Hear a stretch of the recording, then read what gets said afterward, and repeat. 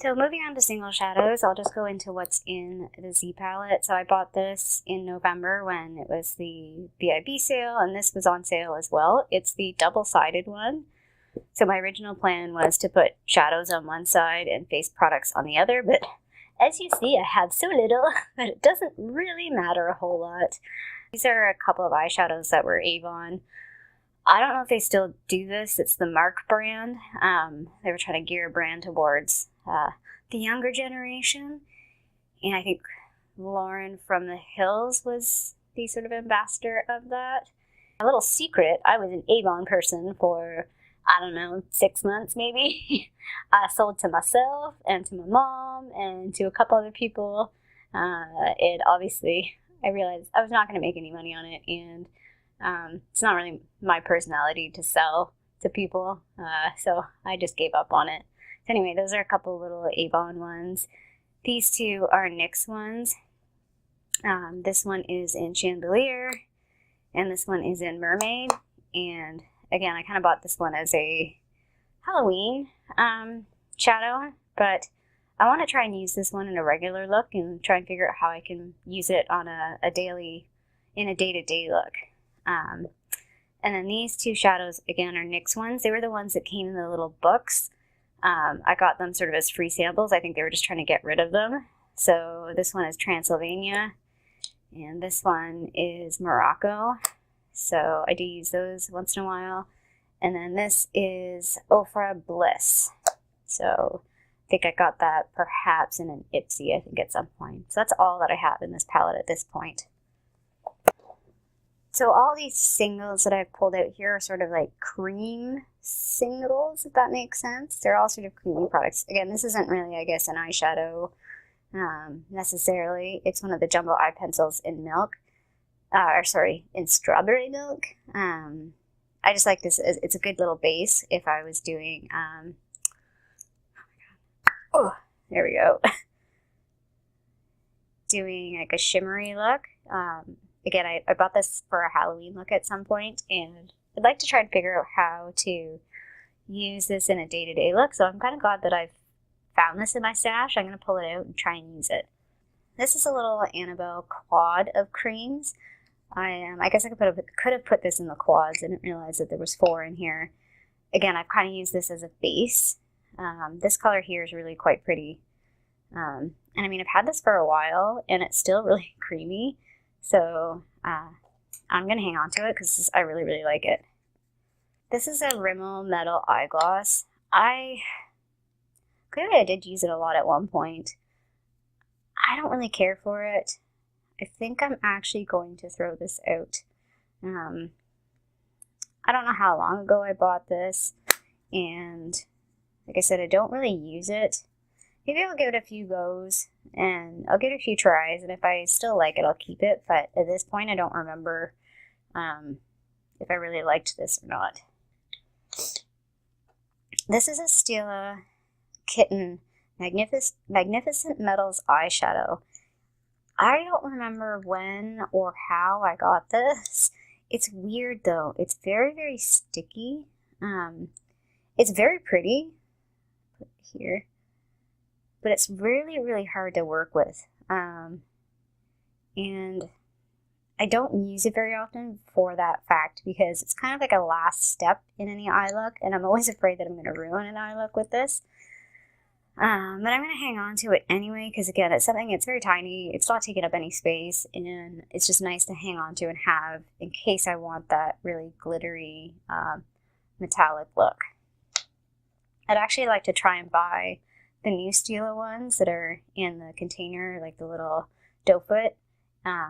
If I decide to buy one of those, then I'll get rid of this. This is, they call it eye base by Be a Bombshell Cosmetics. I think this was in an Ipsy subscription. It's in Submissive. I've used it a few times. Getting a little dry though. Again, I don't really use it very often, but it's quite nice. So I need to find a better way of using these kinds of singles. I sort of put them in a container or put them in a box, and then I forget about them. And I think that's part of the problem. Although, this is one that I do use regularly, and I really, really like. This is the Infallible eyeshadow in Amber Rush. Again, this is one of the nicest eyeshadows that I have that I can just throw on with nothing else. Like, it looks great just on its own. Such a pretty color. So what I have here is sort of pigment style eyeshadows, or just pigments. I don't use these very often because they're messy. And again, on a day-to-day basis, I don't want to be fiddling with this kind of crap. But I do use some of them, particularly when I go out, although I rarely go out these days, so I don't use them that often. So this one is a pigment in Luna. I really like this. This is so pretty.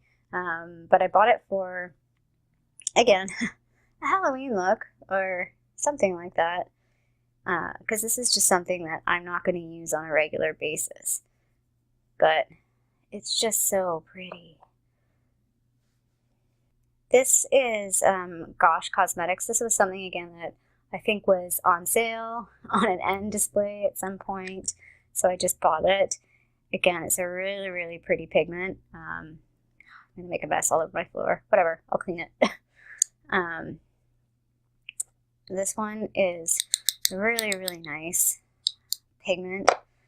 Really pretty color. Has sort of a brown undertone with sort of pinkish flecks in it. But it is dark, so it's pretty messy. And I don't use it that often because of that. So this is another, this is a Gosh one, but the lid is so dirty that I can't read it. I must have bought this at the same time, I feel like, as the other one, and I do use this one more. This is a really nice sort of light pink champagne-y kind of pigment.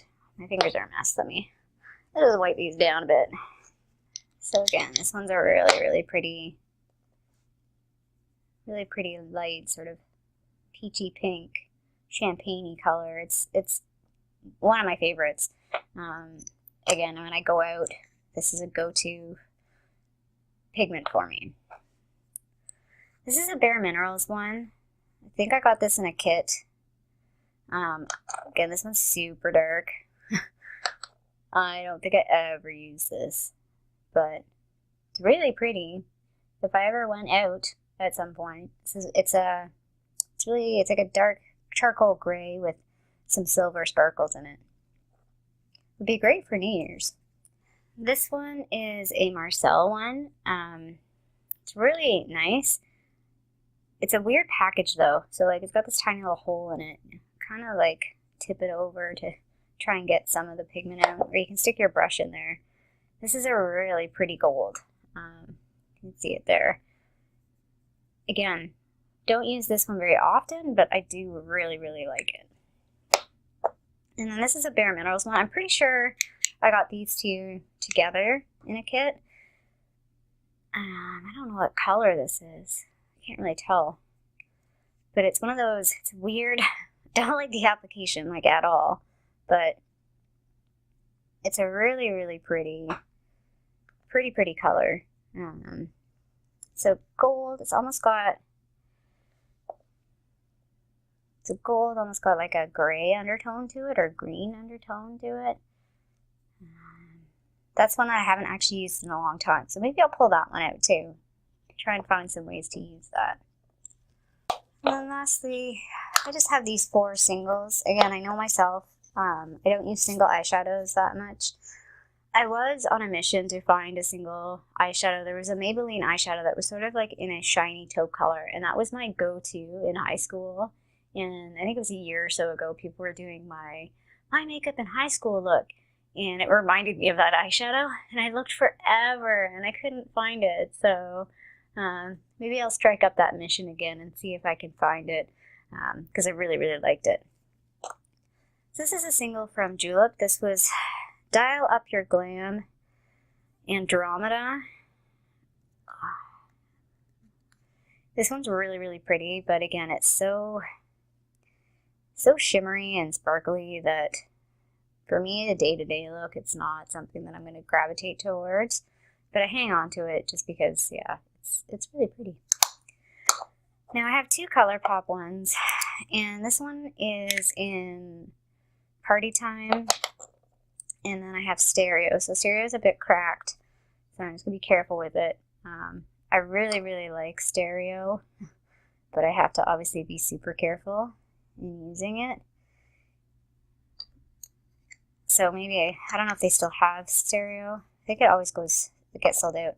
Now, Party Time for me is dried out, but somebody was saying that if you use contact solution, I think, it might work. Otherwise, I'm going to have to throw this out, which is kind of sad because I barely used it.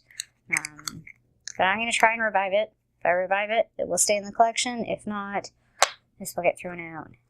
And then lastly, I just have this single CoverGirl white one.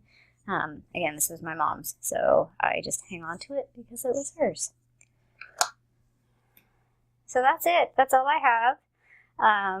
I think I mentioned about 3 products that are in the maybe. So one of these is going to go.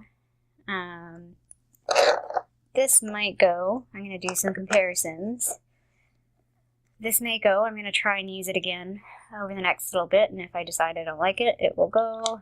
And then again, this, if I can't make it come alive again, it will go as well. So it's not much of a declutter because I don't have a whole lot to declutter. I'm actually looking to purchase some more. Obviously not in the near future because I'm trying to do low buy, no buy, but yeah, at some point this year I may buy 1 or 2 palettes. Again, the idea that I had was, I saw a few other people doing this on Reddit, is looking at a palette that you really want and going through your own collection and trying to match the shadows and see, do you really need that palette or not? So I'm going to try and do a couple of videos on that, and we'll see if there is a reason or an excuse for me to pick up a new palette or 2 this year. I hope this was interesting, at least, for you to watch. If you like this kind of video, give me the little thumbs up. And if you would like to see videos from me in the future, please subscribe down below. Thanks for watching. Bye.